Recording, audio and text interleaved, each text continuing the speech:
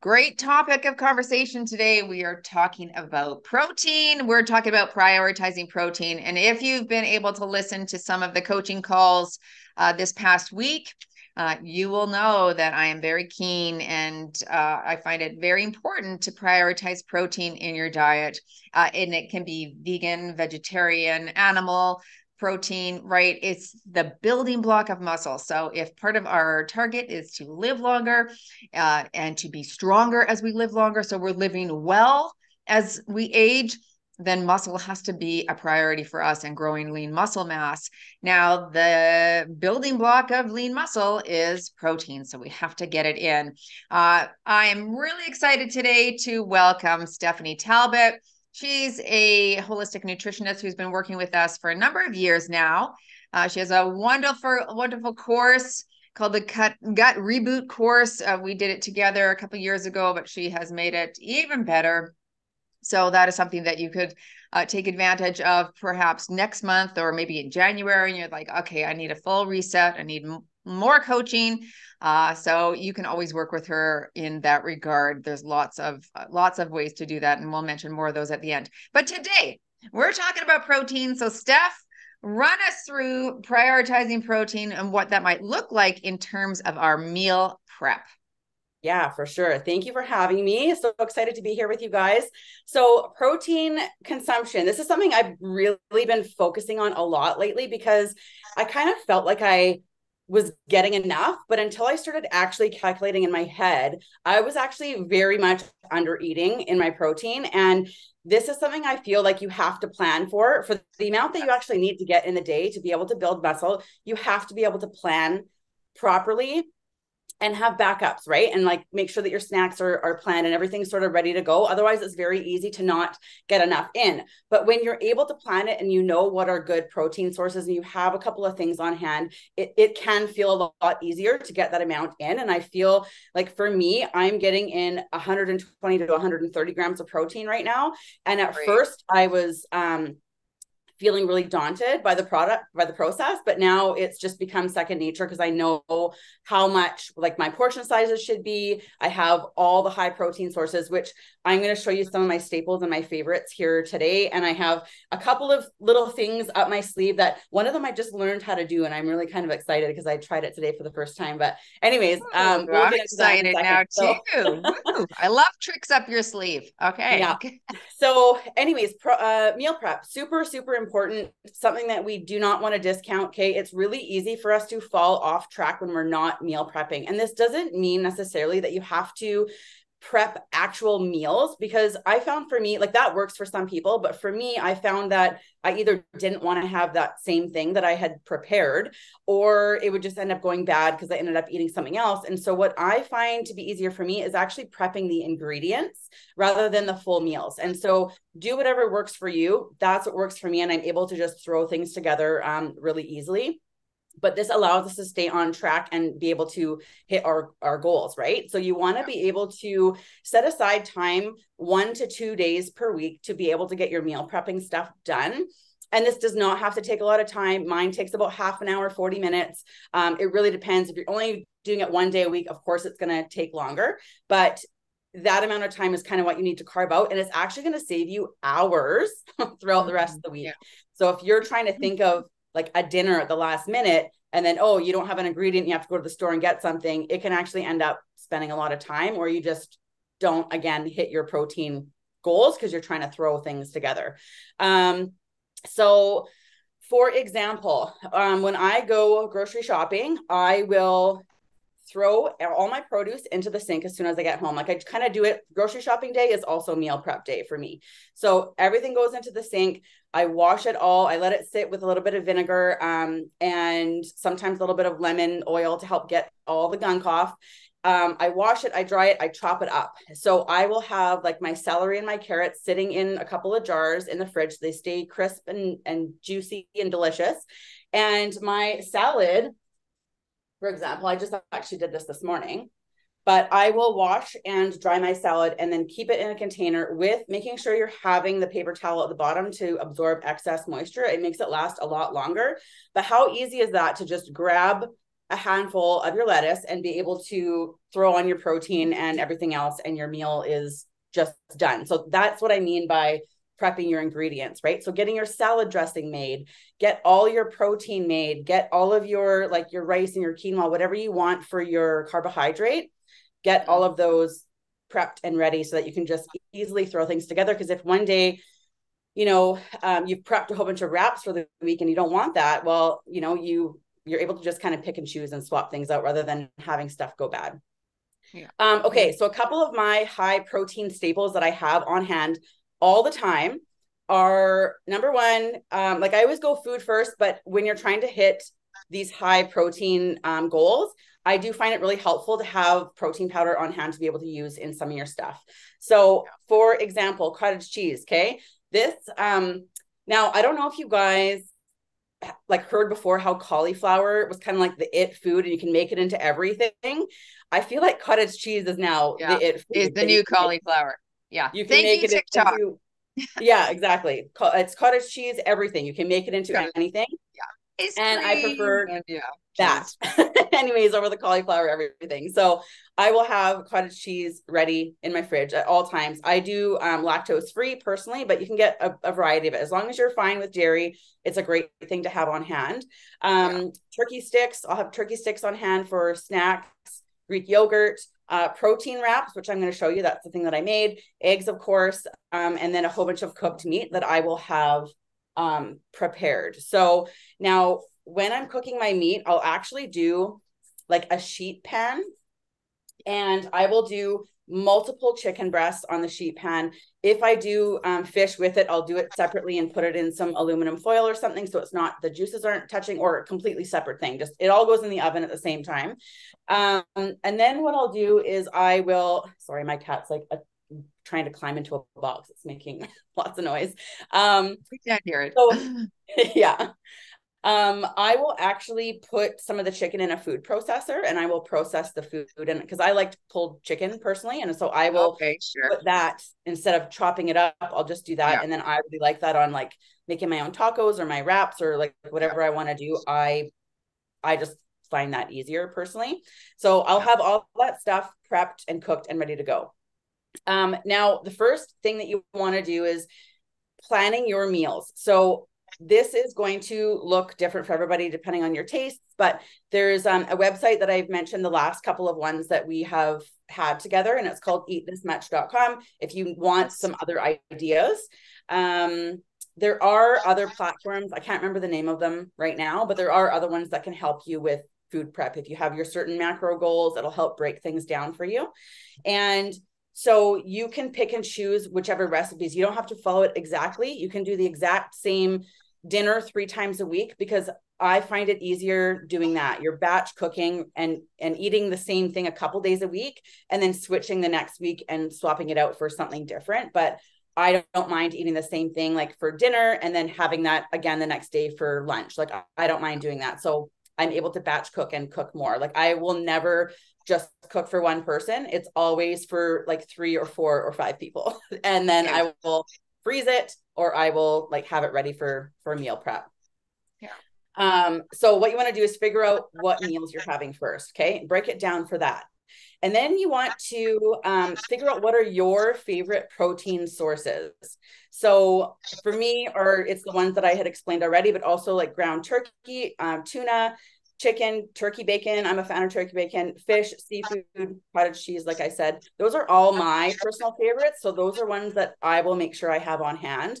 Now, if you are vegan or vegetarian, you want to make sure, it's really, really important for you guys to make sure that you are actually focusing on like actually calculating it a little bit more, because you have to, it's a little bit harder to get the right amount of protein when you're not eating animal meat. And that's totally fine. It's still fine to do, but you need to actually plan a little bit more. So tofu, tempeh, edamame is actually really high in protein. Obviously like protein powder, legumes, barley has quite high protein in there, and hemp seeds. So there are meals that you can plan. And I'm pretty sure you can choose your eating style in the eatthismuch.com. I haven't been on there in a while, but I'm pretty sure you can choose vegan or vegetarian. Now, one thing that we don't really count a lot with our meals is like veggies. There are veggies. It's a small amount of protein, but it's still It protein. adds up. It still Yeah. counts, Yeah. 100%. And so, like I said, with edamame, 1 cup is 17 grams of protein. Yeah. So like Yeah. that's huge. Yeah. Their peas, 1 cup is 8 grams. Yeah. Broccoli is a little bit lower, 1 cup is 2.5, but it still goes towards your goal. Yeah. So if you are calculating it, don't just calculate like the actual meat part of your thing. You want to incorporate like all the other stuff. So it can take a little bit of time kind of figuring out how much protein is in what, but I will usually personally, I will track it for a couple of days to know, make sure that I'm hitting where I'm at. And then I kind of know in my head what those protein sources are, how much I actually need. And then I don't have to continue doing it after that. So, the next step is figuring out how much you actually need. So, do you teach them 1 gram per pound of body weight, or? Yeah, or 1.6 to 2.2 grams per kilogram of body weight. So that does come around that 1 gram per pound. It's around the same. Yeah. Yeah. Okay. Yeah. So. And that's what I do too. And so what you want to do at that point is figure out what your protein needs are, or what your goal is. And then you need to reverse it, right? So if you're only eating 3 meals a day, it's going to be really hard for you to get in the right amount of protein. So it's going to be a lot in that 1 meal. And so I usually recommend spreading it out into 4 meals is very doable. So if you think about it, for example, I always say minimum 100 grams of protein. So if you think about that for a second and you're doing 30 and you aim for 30 grams of protein in your breakfast, lunch, and dinner, and then your snacks, you aim for 10 to 15 grams, even 20, you're going to get it. You're going to surpass your goal. And yeah, it's going to you're going to get it. Yeah. Yeah. And so I feel that's a really easy way to look at it, where you're not focusing on the entire day where it might feel overwhelming to get over 100, where you're focusing on each meal. It's like, okay, I'm going to have breakfast. Where is my 30 grams of protein going to come from? So for me, now this is what I'm really excited about, is I just made these wraps this morning. Yes, with lentil, spinach, eggs. Are they? Yes, they look awesome. And cottage cheese, guys. Okay. Yeah. So tell us the ingredients. Yes. Okay. So there is actually, maybe if you want to type this in the chat for people. Type it, yeah. So there's 2 eggs, okay, a 1/4 cup of cottage cheese, and you probably could even do a 1/2 cup. It would probably still work that way. 1 cup of packed tight spinach.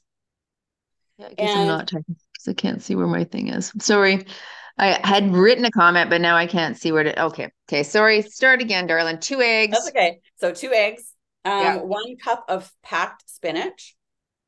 Okay. And a 1/4 cup of cottage cheese is what I use for this recipe, but you could honestly probably do a 1/2 cup, I would say. Yeah. And then I added in 1 tablespoon of arrowroot powder. I tried it without it before, and it ended up being really hard to flip. So I needed some sort of substance in there. Right. And it's kind of like a crepe in a sense, but it's actually like a really good tasting wrap. It looks sturdy. It is really sturdy. You can wrap it and stretch it, and it's perfect. I'm going to stop touching the wrap. So anyways, you can, yeah, I did. So what I did is I made this wrap, and there's 7, the way that I calculated the macros, there's 7 grams of protein per wrap. And it makes how many? Sorry? It made 2 wraps or 3 wraps? It made 3 wraps, actually. 3. Okay. Yeah. And 7. So, but I just had 1, so 7 grams per wrap. And brilliant. so I did more eggs. I did scrambled eggs, and I added in a little bit more of meat in there, and hot sauce, and I rolled it up, and it was delicious. Brilliant. So, and then I also add a little bit of protein or collagen to my coffee. If I find I'm a little bit under, whenever I have my coffee, I'll add in a little bit of protein, because I want to be able to hit my goals. And then also with coffee, you want to make sure you're not ever having that on an empty stomach. It should be after your breakfast.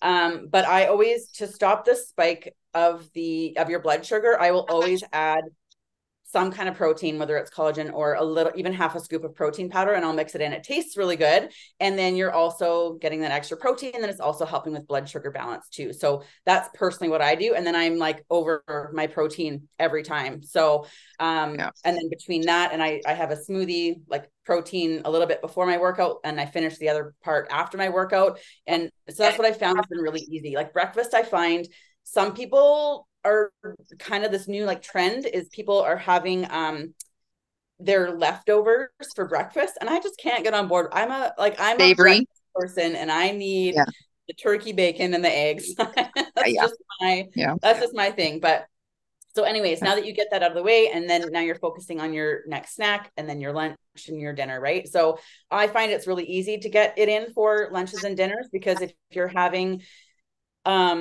like fish or chicken, usually chicken's my go-to, or tuna, like I was saying, then it's easy to build around that. So you want to pick your protein that you want, and then build around the protein, but focus on the protein first, and getting that in there, and then it's a little bit easier for you to do. So when you go, oh, sorry, I thought there was a question. I heard something there. Now what I do when I go shopping is I will buy for multiple, I don't just buy for 1 week. I don't like grocery shopping. I will buy more. I will buy the meat that's on sale. I will buy, lots of different things. And then I will freeze it or prep it and freeze it. You can easily do, freezer bag meals as well, where you have your veggies and you have your meat and you have everything in there, and you can just literally toss it in a pressure cooker or slow cooker. And there's lots of different things that you can do for that. I found some really tasty recipes, and you can just do freezer bag meals if you want. And then when I'm prepping and I'm keeping stuff stored in the fridge, I will just have like an overabundance of it. And then if I find that it's kind of, okay, I know I'm not going to eat this week, I will then put it in the freezer so it doesn't go bad. So you're saving more money that way. Okay, what else? Oh, so what we did the other day, which I really don't like to waste a lot of food. And so what we did the other day is we bought 2 organic chickens, like whole chickens, and we did beer can chicken. And so we put it on our barbecue. In the summer, it's a great thing because you're not using your oven and you're still like the heat's outside.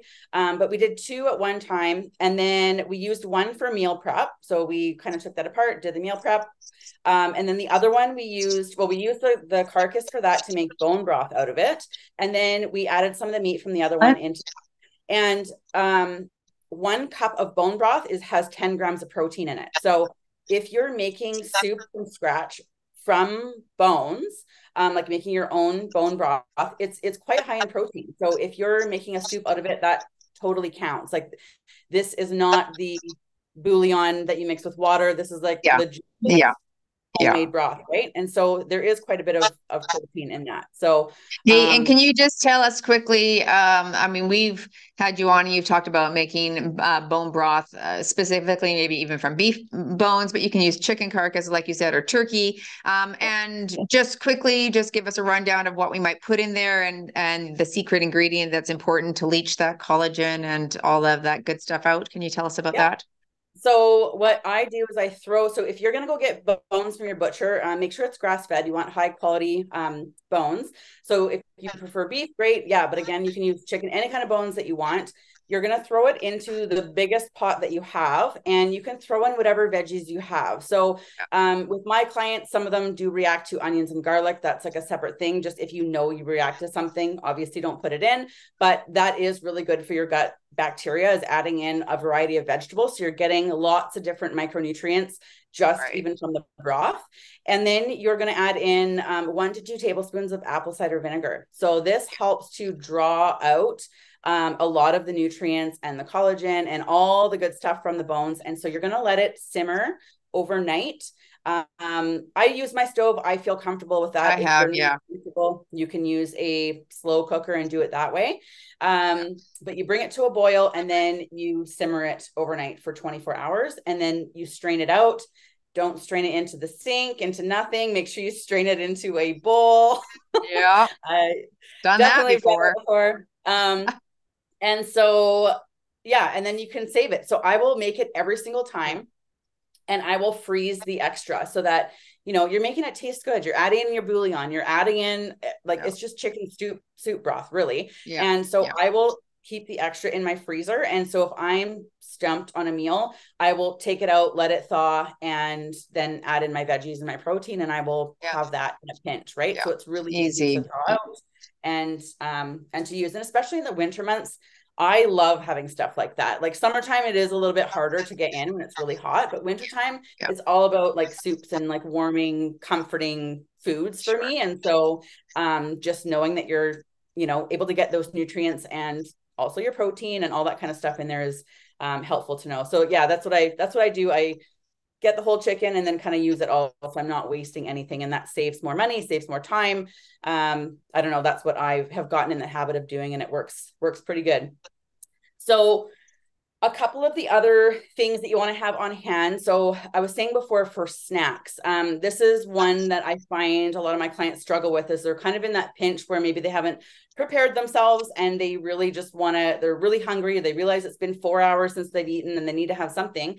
You want to make sure that you have things like protein balls and the turkey sticks and hard-boiled eggs and just things like that prepped already in the fridge for you, because these are really easy grab and go things that are going to satisfy your hunger. Because the last thing you want to do is avoid those hunger cues or, continue on. And then all of a sudden your blood sugar's dropped and now you're craving all the sweets. And now you grab something that isn't supportive of your goal.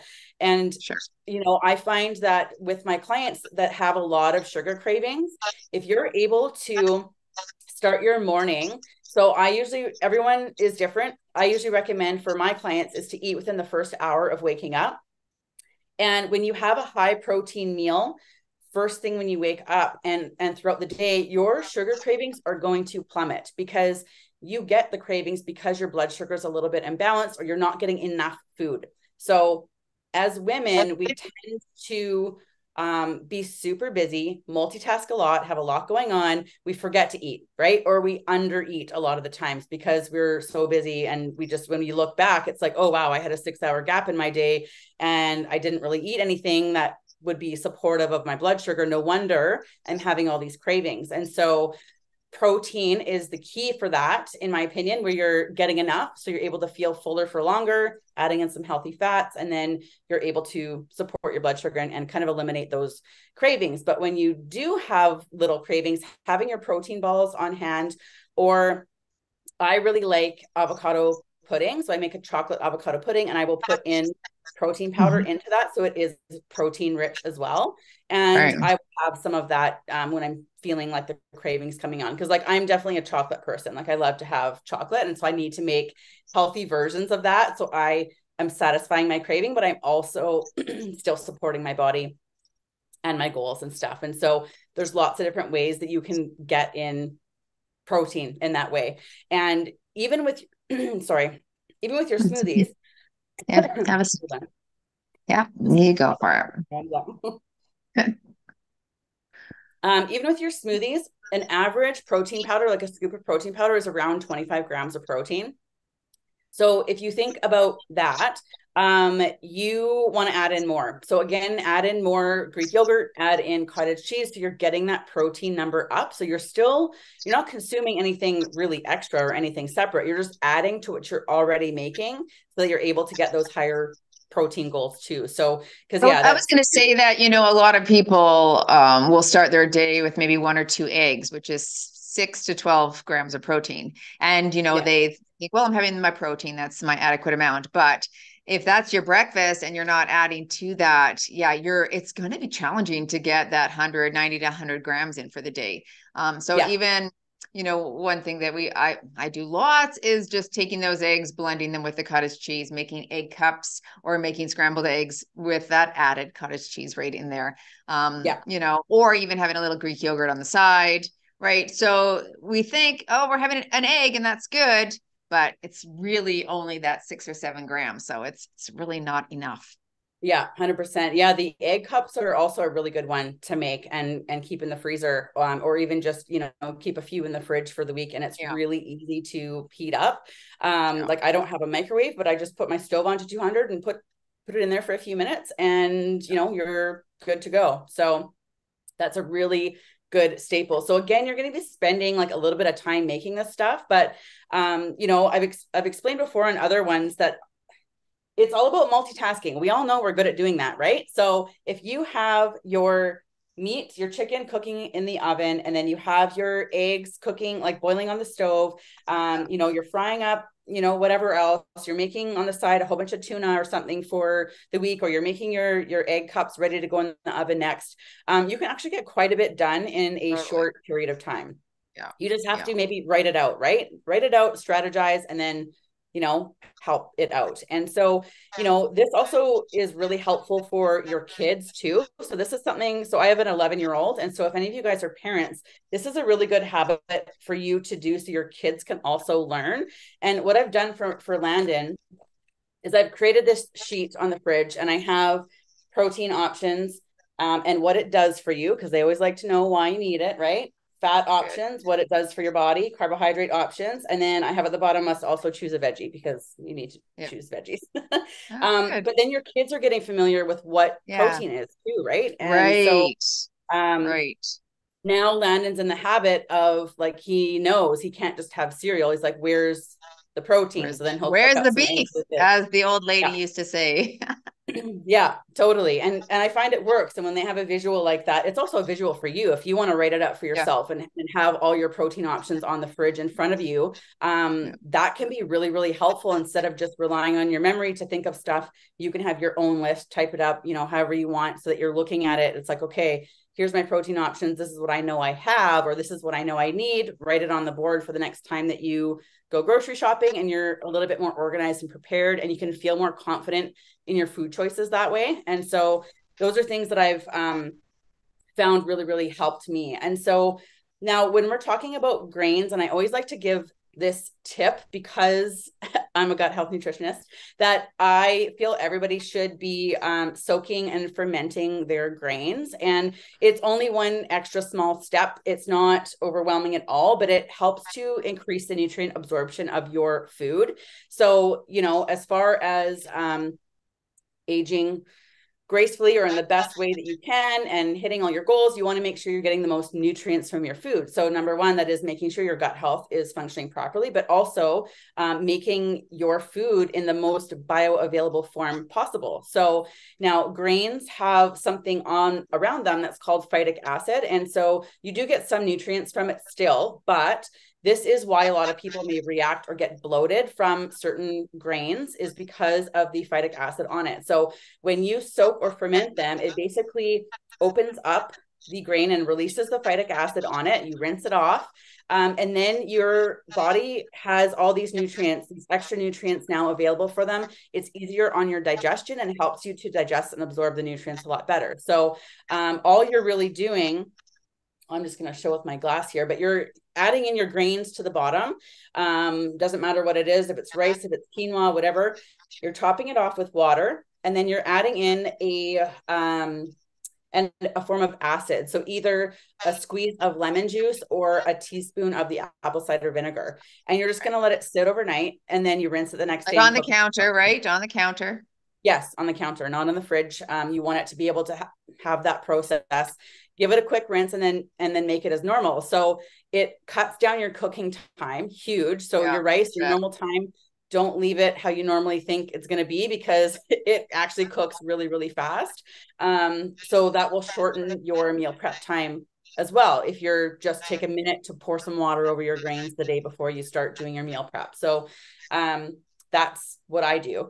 Now, I also wanted to, is there any questions so far at all before I move to the next thing? I didn't see if there's any. Didn't look like in the comments any, but please drop your questions in the comments if you don't, if you want me to ask for you, that's fine. We will open it up for Q&A at the end as well. So okay, I'll give you a little moment for that. We're going to make a really quick 40, how many grams of protein is it? 43-gram protein overnight oats.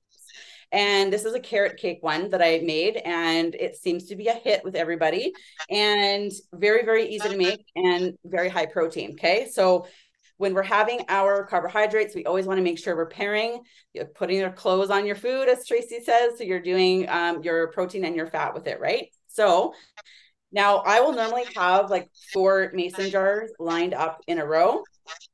but we're just going to be doing one just for this. Yeah. So I am putting in 1/4 cup of oats. Now, large flake oats, probably, right? Large flake oats, yeah. oats, not the instant. Yeah. No, not the instant. We want all the fiber. Yeah, I get the glyphosate-free oats from Costco. And so, yeah, that's what I do. 1/4 cup in here. And then we are going to add in 1 scoop of your favorite protein. So I kind of alternate, honestly, between vegan protein and whey. Just depending on what it is. I like the whey in my coffee, but then the vegan I'll do for shakes and stuff. But for this, we're going to do whey. So we're adding in our protein. Now we're going to do a generous shake of cinnamon because I love my cinnamon. Cinnamon's amazing for blood sugar balance as well. Yes. And antioxidant, anti-inflammatory. Yeah, so many good things. And I'm adding in a tablespoon of chia seeds. Okay, so there's a healthy fat. Fiber, love that. We're all about, we're tracking fiber this month in this group. So any fiber, well, we're going to be talking with you about fiber next week, I believe. So, or this, whenever it is. So yeah, but that's excellent. So we've got so much fiber in there. We've got protein in there. Good. Give it a shake. You're going to give it a little bit of a shake so it's nice and mixed. Okay. And then we are adding in 1/2 cup of Greek yogurt. More protein.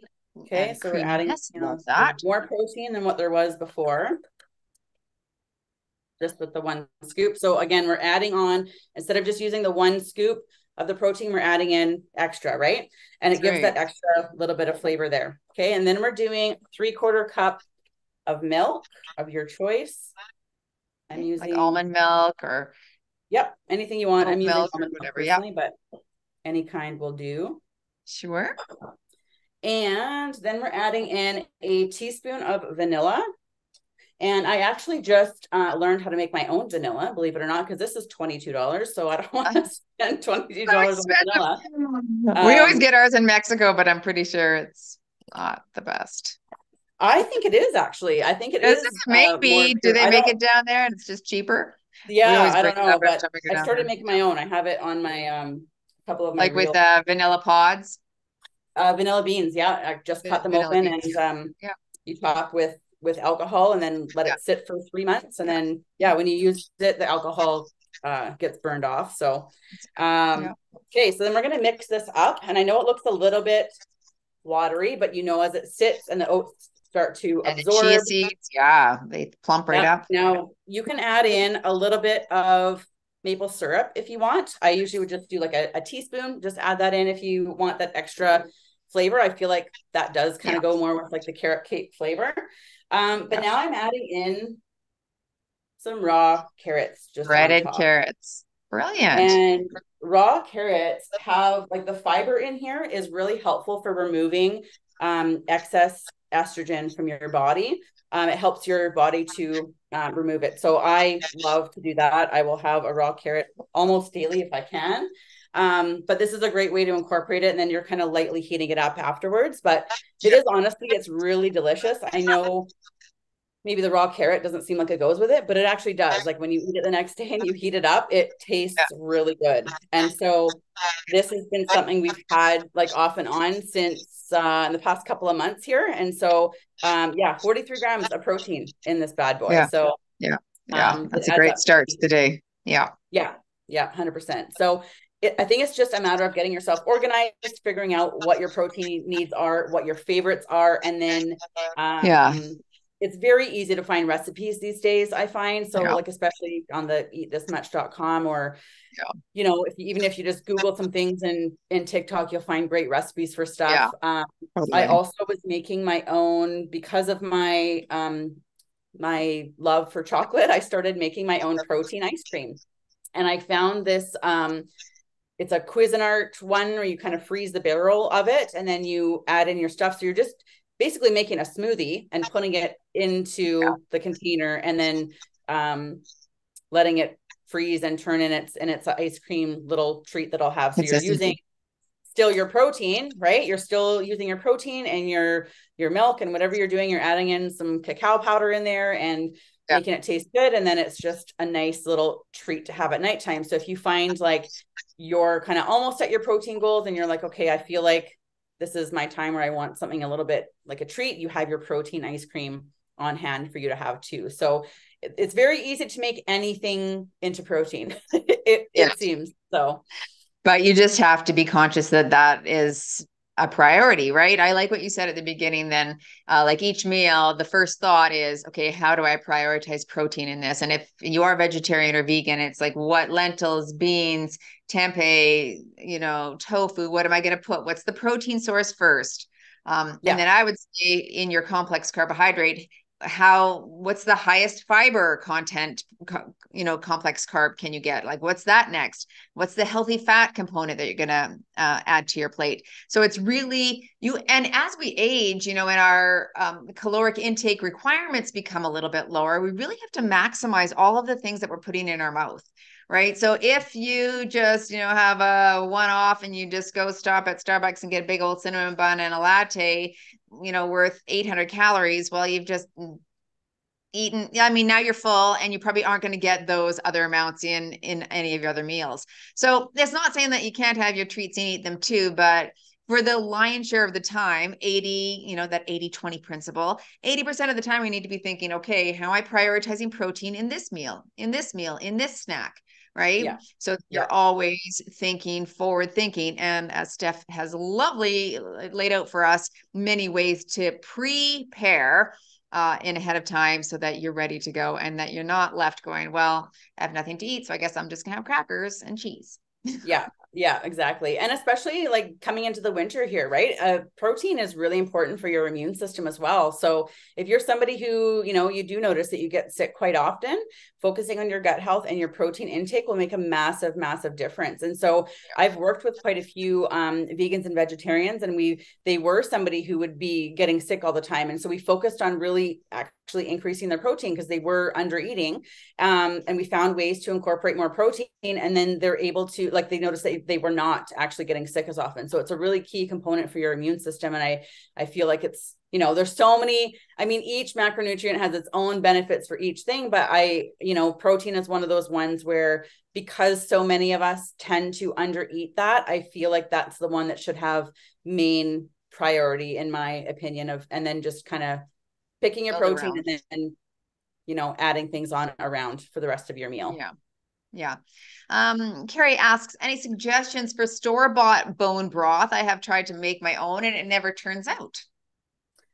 So I'd be curious on why you think it doesn't turn out. So, I would want to ask if you're making sure that you simmer it for 24 hours, you're adding in lots of veggies, and the missing component, I think, is getting the taste right. And so making sure you're adding in the bouillon and your, salt things that in make there, it taste your good, Himalayan some salt, seasonings, just the same as you would for any recipe. So if you're kind of not sure of what you'd put in, you can look up a chicken soup recipe and put in those same spices into your bone broth so that it tastes really good for you. I always recommend making your own. It is, yes, it's a little bit of time because it's sitting there, but it's really not a lot of like effort to do it. It just takes time sitting there. It's way cheaper. You can absolutely buy your own bone broth. And I have a couple of brand recommendations, like Kettle of Fire is one brand. There is one from Save On Foods here in Canada, but it's really pricey. You get it from the freezer section, and it has to say right on the bag how long it's been simmered for. So this one says simmered for 48 hours, I'm pretty sure. But you get 4 cups of bone broth for like $15 to $17. So that is not a lot. So if you don't mind doing that and spending that money, of course, but you want to avoid getting a lot of, I think there's only one powdered one that I've actually approved of before, or maybe 2, but it's really hard. Because I know a lot of them will say on the front, chicken bone broth, but it's not actually bone broth, it's chicken flavor. And you have to be able to read the ingredients, know what you're looking for. I actually will reach out to the companies themselves because the labeling can be so misleading sometimes. And I want to know how long it for. If they don't say, I'm going to ask. And so there's just been a couple But if you want more recommendations other than those two, I have like two more, and I can let Tracy know if you want to know what those are. But yeah, I would give it a shot again, making it yourself, because I know that you can do it. And I think just maybe adjusting it a little bit will make it successful for you. And one of the things too I've done, I think you taught me this, was to enhance your flavor. You can, for 30 minutes, do a nice little roast or sear on the bones, on the vegetables in the oven, a nice high temperature, and then dump them all in once they caramelize a little bit. And that can really enhance flavor of your broth as well. Yes, actually, yeah. That is something that I do, and I always forget to mention. But yeah, I do roast my bones first if I haven't made it myself, like the whole chicken roast. And I just get it from the butchers. I will roast it first. I think I do it at like 400 for 20 minutes or something, or 30 minutes, and then I will cook it as normal, because it does enhance the flavor. Make sure you're adding in your apple cider vinegar and all the veggies. And like I said, just look up a chicken soup recipe and add in those same spices, and it will taste delicious. Yeah. And the bones are cheap. Like, you can go to the butcher, and our Lakeview market here in Kelowna, you can buy a package like this, and it's like $3 or $4 for just hunks of bone. So it's cheap. And then you've said this before too, but we all have vegetables that are turning and almost dying in our fridge, and just add everything that's before it goes bad, things that you're going to end up throwing away, and then in it goes. I'm inspired today. I'm going to go make my bone broth, because I've got all that stuff right now. So it's like you said, it's so simple. The one thing that we did, we had a big pot on the stove, and I turned it down to simmer and went to sleep at night. I was a little bit nervous. I'm like, and then I woke up in the middle of the night thinking Quentin had farted bad. I don't know, but the smell had wafted into our room, and I'm like, what is that smell? And then realizing it was the broth. So it fills the house, obviously. It definitely does. It definitely does. But then once you let it cool, there's a bunch of congealed, either lard or congealed fat or whatever, and you can remove that.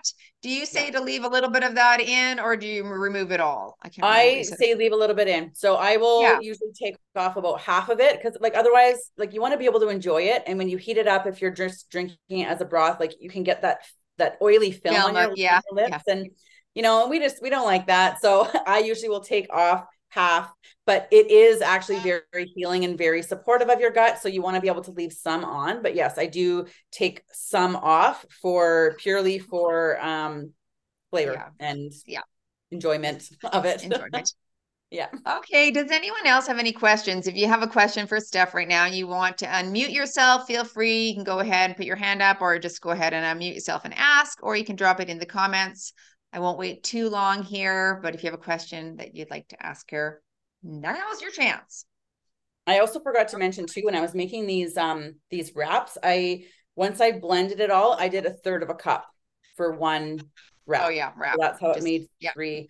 Yeah, just so you don't do too much or too little. And you can try it without the arrowroot powder if you want, but you need to make sure you do have a non-stick pan. I did a couple spritzes of avocado oil, and then because it is pretty finicky when you don't have the 1 tablespoon of the arrowroot powder in there. But other than that, I hope you guys make it, because it's so good. I know. I haven't tried this yet, but I intend to. Is the red lentil wraps as well. So you just take a cup of red lentils, rinse them, and then you put them in a blender with enough water just to cover. Then you blend that with a bunch of seasonings, and then you make pancakes out of that. It's like batter. It just turns into batter. And now you've got a vegan for the rest of the day. I know. Now you've got a vegan high protein wrap option as well. Oh, that's awesome. Okay. I'll have to do that too. Oh, I see a new message here. We'll just pop into here. When soaking your grains, do you leave them out overnight, or does a couple of hours work? Maybe you're short on time. Overnight. Is ideal. Only thing with nuts, I would say, like cashews, for example, you can leave for 4 hours and then it's fine. But everything else, I would just do as a rule of, it all is different amounts of time depending on what you're doing, but just for ease of our mind, overnight is fine. So if you're meal prepping in the evening, just get your jars out and let it sit overnight, and then you can just cook your grains the next day. But you want to make sure, again, it's on the counter, not in the fridge, because you want that fermentation process to happen. And it won't happen if it's in the fridge. So just leave it on the counter overnight, and then you're good to go. Yeah, when I made my own sauerkraut, that's right. Like you would leave it out at room temperature. And then when you felt like after 6 weeks or whatever it was, we felt like you had enough fermentation, then you'd put it in the fridge and that would slow the whole process. Right. So the Yeah. coldness obviously stops Yeah. the process. Yeah. Yeah. Okay. Going in 4, 3, 2, anyone? Steph, thanks so much for all of that information. Did you think I was going to do this? Thank you. That's great. Well, I hope you learned something, folks. I hope that you just go into your meal prep this next week or this next month with a couple of these ideas, making sure that you're prioritizing protein in a way that is going to help you reach your targets of staying strong, increasing longevity, stopping those cravings, as Steph said. So many great things. We would love for you to follow Stephanie on her social media platforms. So, Steph, why don't you tell us where we can find you? Yeah, on Instagram, I am at _ gut health guru. That is my name on TikTok. And I think those are the only 2 places I'm really most active. So you can follow me there. Shoot me a message. I offer free 15-minute consults if you want to chat about any gut health symptoms that are going on for you. And yeah, just kind of go from there. Yes. Stephanie is also on our website. So if you wish to work with her, you can go to movedaily.ca and check that out. She does, yes, one-on-one work, but there's also the gut reboot course. So if you're thinking ahead and you're like, okay, I really want to dial in my gut health in 2024, that would be a great gift to yourself as well. All right. Well, thanks, everyone. Thanks for joining. This week, we're going to be asking you to show photos of your meal prep. So take some of these suggestions and then go over to the Facebook page and share all of your goodies. We'd love to see it. All right. Thanks, everyone. We'll see you Awesome. in the Thank next you. coaching call. See you, Steph. Thanks. Bye.